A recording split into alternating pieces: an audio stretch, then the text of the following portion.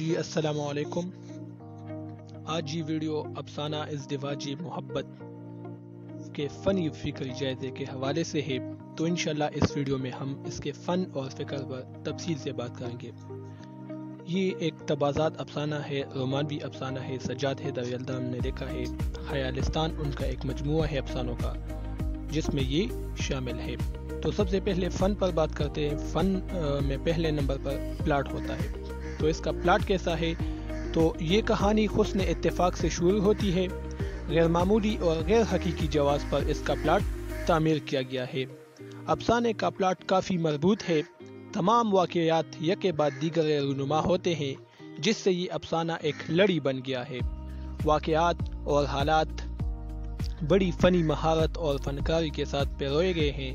افسانے پڑھنے کے بعد قاری کے حالات و واقعات مجتمع کرنے کی خاطر غیر ضروری طوالت اور غیر ضروری الفاظ کے دلدل سے گزرنا نہیں پڑتا۔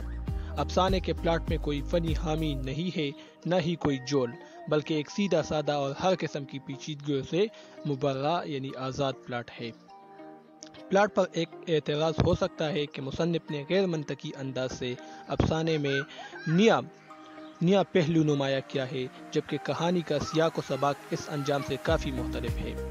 لیکن یہاں مصنف ایک نیک جذبہ اور کوشش کے جذبے سے سرشار ہے، اور یہی واحد دلیل ہے جس کی گنجائش پا کر مصنف نے فائدہ اٹھایا ہے۔ افسانے کا انجام ٹریجڈی کا عنصر دیے ہوئے ہے۔ یلدرم نے قدیم روایات کی طرح موت کو کہانی کے انجام کے لیے استعمال کیا ہے۔ ٹریجڈی یعنی جس کا اختتام غم پر ہو، یہ ایک ڈرامے کی اصطلاح ہے۔ دوسرے نمبر پر ہے کردار نگاری۔ افسانہ ازدواج محبت میں بڑے چھوٹے تقریباً 5 کردار ہیں، جو ڈاکٹر نعیم، اس کی بیوی قمر النساء، بیٹی نجم النساء، قمر النساء کا خالو اور مصنف سجاد حیدر یلدرم پر مشتمل ہے۔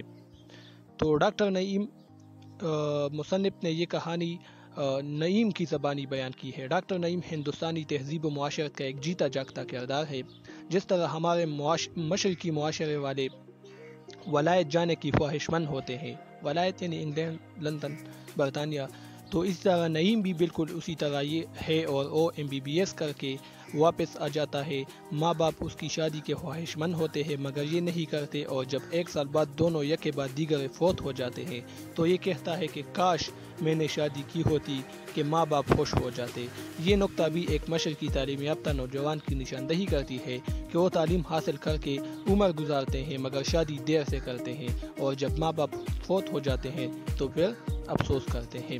اس میں مہم جوئی کا عنصر بھی ہے کہ وہ ڈاکٹر قمر النساء سے شادی کر کے زمانے کی ساری تکالیف اور مصائب اپنے سر لیتے ہیں، ہر قسم کے مشکل حالات سے گزر جاتے ہیں، اور ہر کار اس کی نیک نیتی کا صلہ اسے ڈاکٹر قمر النساء کے جائیداد کی صورت میں ملتا ہے۔ مجموعی طور پر یہ کردار نیک ہے، رحم دل، بہادر، محبت کا پروردہ، مشکلات و مصائب سے لڑنے کی ہمت رکھنے والا کردار ہے۔ وہ شوہر کے کردار کی مکمل عکاسی کرتا ہے۔ عشق میں پاس ہو کر کامیاب تو ہوتا ہے، مگر بیوی کی وفات پر نہایت افسردہ ہے، اور جب مصنف کہانی بیان کرنے کا کہتا ہے تو سنانے کی ہمت اس میں نہیں ہوتی۔ دوسرا اہم کردار ڈاکٹر قمر النساء ہے۔ ڈاکٹر قمر النساء پٹنہ کے ایک نواب صاحب کی بیٹی ہے، جو لاہور سے ڈاکٹری کی ڈگری حاصل کر چکی ہے۔ بہت سارے رشتے اس کے لیے آتے ہیں رشتے، مگر اس نے رد کیے۔ قمر النساء نے اپنے مال و جائیداد اس لیے چھپائی اور نوکر اختیار کی تاکہ وہ چاہتی تھی کہ میری مال و دولت سے اس کے ساتھ کوئی نباہ نہ کرے، میرے ساتھ شادی کرے، بلکہ مجھ سے محبت کرے تو میں شادی کروں گی۔ اس کی نیک نیتی تھی، یہی وجہ ہے کہ اسے ایک باکردار اور صالح شوہر مل گیا۔ یہ کردار غربت کے دنوں میں خوب محنت کرتی تھی اور اپنے شوہر کا ہاتھ بٹھاتی تھی، لیکن یہ ظاہر نہ کرتی کہ میں اعلیٰ خاندان سے ہوں، اور جب حالات برداشت سے باہر ہوتے ہیں تو شوہر کے لیے اصلیت ظاہر کرتی ہے۔ یہ کردار بنیادی طور پر ہندوستانی بیوی اور بیٹی کا جیتا جاگتا کردار ہے۔ اگر وہ ڈاکٹرنی کی روپ میں ہوتی ہے تو اسے پتہ ہے کہ اس زوال پذیر معاشرے میں کس طرح رہنا ہے، اس لیے وہ ہر وقت غضبناک ہوتی ہے۔ اگر وہ شوہر کے حقوق پر آتی ہے تو پوری طرح اسلامی تعلیمات پر عمل پیرا ہوتی ہے۔ یہ کردار منصوبہ ساز اور مشرقی تہذیب کے عین مطابق کردار ہے۔ تیسرا جو کردار ہے وہ سجاد حیدر یلدرم کا کردار ہے۔ کہانی شروع ہی سجاد یلدرم سے ہوتی ہے۔ یلدرم کا کردار ضمنی کردار ہے جو افسانے کے پلاٹ کے خلا کو بوقت ضرورت پورا کرتا ہے۔ سجاد حیدر یلدرم کے ہاں کوئی دوسرا کردار نہیں سما سکتا، اسی لیے ڈاکٹر نعیم کی رودات بیان کرنے کے لیے خود کو بحیثیت کردار پیش کیا ہے۔ آخر میں ڈاکٹر نعیم کے منہ سے محمڈن یونیورسٹی کے لیے جو الفاظ نکلتے ہیں وہ نعیم کی خواہش نہیں بلکہ سجاد حیدر یلدرم کی خواہش ہوتی ہے۔ مجموعی طور پر مصنف کا کردار مددگار ثابت ہوتا ہے اور کہانی کو آگے لے جاتا ہے۔ اس کے علاوہ قمر النساء کی خالو کا کردار اور قمر النساء کی بیٹی کا کردار بھی موجود ہے، لیکن وہ کوئی خاص افعال و اعمال نہیں کرتے۔ البتہ خالو نواب صاحب کے نوکر کی حیثیت سے خود کو ثابت کرتا ہے، مگر یہ قمر النساء اور اس کی منصوبہ بندی تھی۔ یہ کردار بھی جاندار ہے اور معاون ثابت ہوتا ہے۔ افسانہ ازدواج محبت کی کردار نگاری بہترین اور معاشرت کی بھرپور عکاسی کرتی ہے۔ مکالمہ نگاری افسانہ ازدواج محبت میں اگرچہ مکالمہ نگاری زیادہ نہیں، کیونکہ افسانہ ایک گزشتہ ماضی کی کہانی کے انداز میں راوی کے بیان کی صورت میں آگے بڑھتا ہے، لیکن بعض مقامات پر جو مکالمے ہوئے ہیں وہ افسانے کے حسن میں اضافہ کر دیتی ہے، لیکن کبھی کبھی ان سے مصنوعی پن جھلکتا ہے۔ مثلا مصنف اور نعیم کا مکالمہ ملاحظہ ہو: میں نے بڑے اشتیاق سے کہا، خدا کے لیے سناؤ تو، مگر میں کیا سنا سکوں گا؟ اللہ میرے اشتیاق کو مت بھڑکاؤ، کہو تو۔ افسانے میں ہیرو پہلا قدم یہ اٹھاتا ہے کہ اچانک سے شادی کی درخواست کرتا ہے۔ کیا آپ کی شادی ہو گئی ہے؟ اور اگر نہیں تو کیا آپ کی زوجیت کی عزت مجھے حاصل ہو سکتی ہے؟ یہ بھی ایک مکالمہ ہے، کتنا زبردست ہے۔ اس مکالمے سے اگرچہ اس زمانے کی شرفاء کے اظہار محبت کا پتہ لگتا ہے، مگر دوسری طرف یہ انداز کی کسی سے بلا تعلق اچانک سے محبت اور شادی کا اظہار مصنوعی پن کے علاوہ اور کچھ بھی نہیں۔ تجسس و جستجو تو افسانے میں جگہ جگہ تجسس و جستجو کے عناصر ملتے ہیں۔ مثلا ڈاکٹر نعیم کا قمر النساء کو شادی کی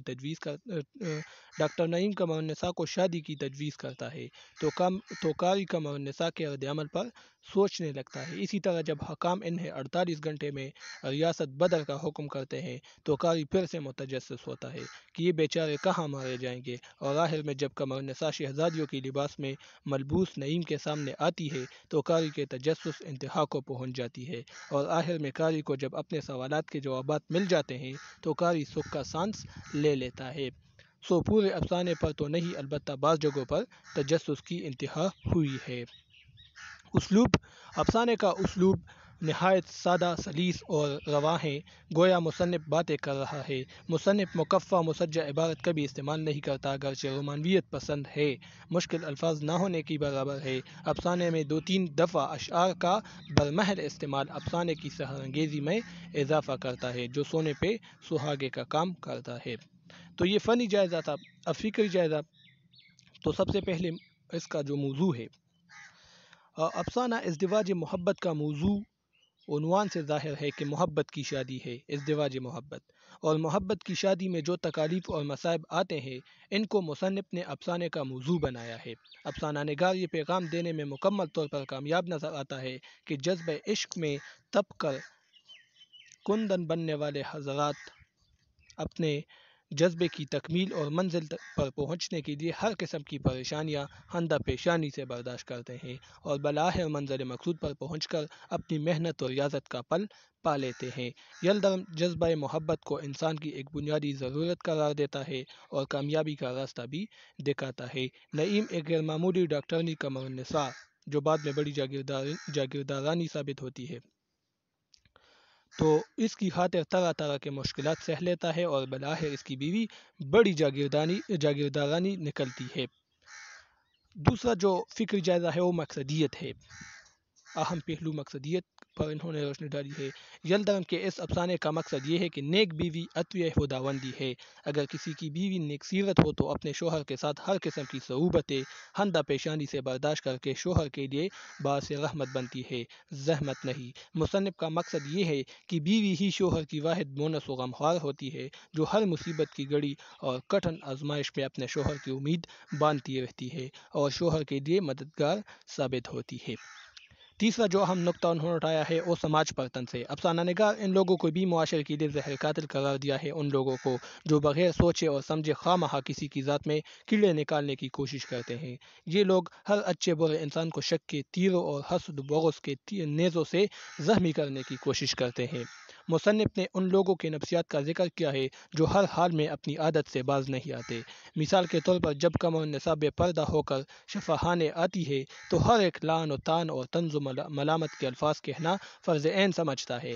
مصنف یہ اصلاح کرنے کی کوشش کر رہا ہے کہ کسی کی ذات پر بلا وجہ شک اور تنقید کرنا مکمل طور پر ظلم ہے، کیونکہ اس شک پر اللہ تعالیٰ عذاب دے گا۔ اسی طرح والی ریاست کے ہانچ غلحوری بھی معاشرے پر طنز ہے۔ یہ معاشرہ دو محبت کرنے والوں کو جو اسلامی بندھن سے جڑے ہیں کو معاف نہیں کرتے۔ یہ لوگ اچھے اور شریف لوگوں کا جینا حرام کر دیتے ہیں، لیکن آخرکار مصنف نے ثابت کیا ہے کہ سچے جذبے مل جاتے ہیں اور جھوٹ دم توڑ جاتی ہے۔ اگرچہ یہ لوگ عارضی طور پر جیت جاتے ہیں، جیسے قمر النساء اور نعیم کو نکالنا، مگر آخری فتح ان دونوں کی ہوئی ہے۔ رومانویت جو اس کا اہم موضوع ہے، سجاد حیدر یلدرم کا، تو یلدرم چونکہ رومانویت کا مطلع اول ہے، اسی لیے وہ ثابت کرتے ہیں کہ محبت کبھی نہیں مرتی۔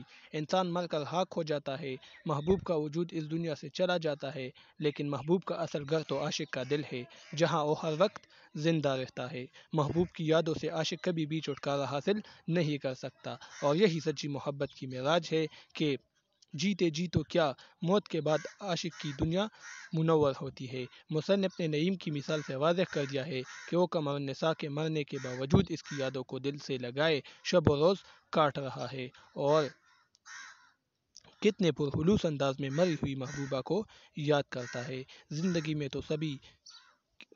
میں تو سبھی پیار کیا کرتے ہیں، میں تو مر کر بھی میری جان تجھے چاہوں گا۔ عورتوں کی تعلیم پر تاکید کی ہے۔ عورتوں کی تعلیم کی یہ بھی ضروری ہے۔ مصنف نے ڈاکٹرنی قمر النساء کے روپ میں عورتوں کی تعلیم پر خصوصی زور دی ہے کہ ایک روشن خیال نوآبادی معاشرے کی قدیم روش اور عام طرز سے ہٹ کر راہ اختیار کر لیتی ہے۔ عام روش سے عام طرز سے ہٹ کر راہ اختیار کر لیتی ہے۔ لوگ اسے کن نظروں سے دیکھتے ہیں؟ قمر النساء کی ماں باپ مر چکے ہیں، اگر وہ اپنے لیے حلال روزی کمانا چاہتی ہے تو سماج کی گندی نظروں کی وجہ سے کما نہیں سکتی۔ یہ تو خیر نوآبادی ہے، مگر غریب عورت بن کر سامنے آئی ہے۔ اس جیسے بہت ساری عورتیں ماں باپ کے سائے سے محروم ہیں، جو نہ تو لوگ اور معاشرہ مزدوری کے لیے چھوڑتے ہیں اور نہ ہی عزت و احترام کے ساتھ اسے 2 وقت کا کھانا دے سکتے ہیں۔ اسے آخرکار مایوسی ملتی ہے۔ مطلب یہ کہ مصنف عورتوں کی تعلیم اور ڈاکٹری کا بھی درس دیتا ہے کہ اس معاشرے کو عورت طبیب کی بھی ضرورت ہے، جو نہایت اہم ہے اور اس کی طرف توجہ دینی چاہیے۔ اس طرح نعیم اپنی مرحومہ بیوی کی یاد میں یادگار قائم کرنا چاہتا ہے، اور وہ مسلمان خواتین کی تعلیم کے لیے ایک گرلز کالج اب بنانا چاہتے تھے افسانے کے آخر میں۔ تو یہ اس کا فکری جائزہ تھا۔ امید ہے یہ ویڈیو پسند آ چکی ہوگی۔ انشاءاللہ پھر نیکسٹ ویڈیو میں ملیں گے۔ اب مجھے اجازت دیجیے، اللہ حافظ۔